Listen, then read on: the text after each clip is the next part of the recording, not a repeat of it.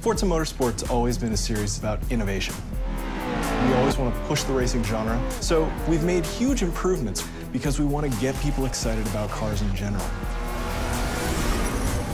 The Alps is the ultimate driving road because it's set in a beautiful location and the ribbon has been hand-tuned over months of testing to make sure that it's just the right balance of speed, challenge, fun in a wide variety of cars for a wide variety of players.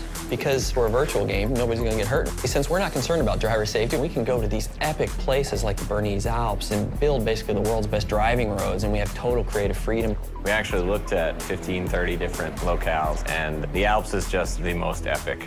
The landscape is so surreal, it's crazy. I mean, these mountains are very different from any mountains you see anywhere else. I mean, it's just with all the jagged peaks. We are on part one of a trip that will take us through Switzerland and Italy as the guys from Turn 10 gather source material and basically inspired by the entire trip. What we're going to do is find the most amazing areas we possibly can and photograph them to no end. We took a really long elevator ride after a train ride and a long walk and another train ride. Took a while to get up here, but oh my God, it's worth it. Did you guys see the background and everything? Yeah. So right now we're at the Grindelwald region of Switzerland, and we're taking reference photos. We mount a camera to a tripod on a panorama head. The panorama head enables us to take pictures in different increments and multiple exposures. We stitch them all together and then we get an HDR. An HDR is high dynamic range image. Each frame that we do at a multiple exposure. So when you stitch it all together later, you can slide through all the different exposures. So you can go from a very dark scene with a little pinpoint where the sun is all the way up to a very exposed image.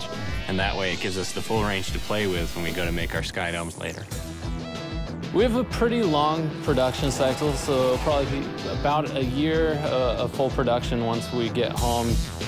So we bring back all of our reference, we start modeling rough landscapes that existed there so they're fairly accurate, but we're not bound to recreate it perfectly as it exists because there isn't a track there. But we want it to be believable. It needs to fit with the other real racetracks in the game. So we create a whole backstory about how the Bernese Alps came to be. It started off as a ski resort, and roads were built for workers in the wintertime, and then this rich entrepreneur bought it and tried to build a racetrack there, but got shut down. So by creating this rich backstory, everything is there for a reason. It's believable. Fictional tracks are a chance for us to really showcase some of the graphical tech that we have in our game. We've redone our lighting engine, and this track in particular, with its very bright snow and blooming, really shows off what our graphics engine can do. The television can only represent basically one order of magnitude of brightness, from 0 to 255, black to white, whereas the human eye in the real world can see, I think, 7 orders of magnitude of brightness, and in the real world there exists far beyond that. The sun is infinitely brighter than a white piece of paper, but on a television screen they look the same. Well, we found a way to basically reverse engineer that at full HD resolution on the Xbox 360. So what we do is we captured high dynamic range images of the world, and that gets baked back into the lighting and the reflections on the car, which means the sun is order of magnitudes brighter than a white piece of paper and is brighter than gray asphalt, which basically makes the cars look really grounded in the environment.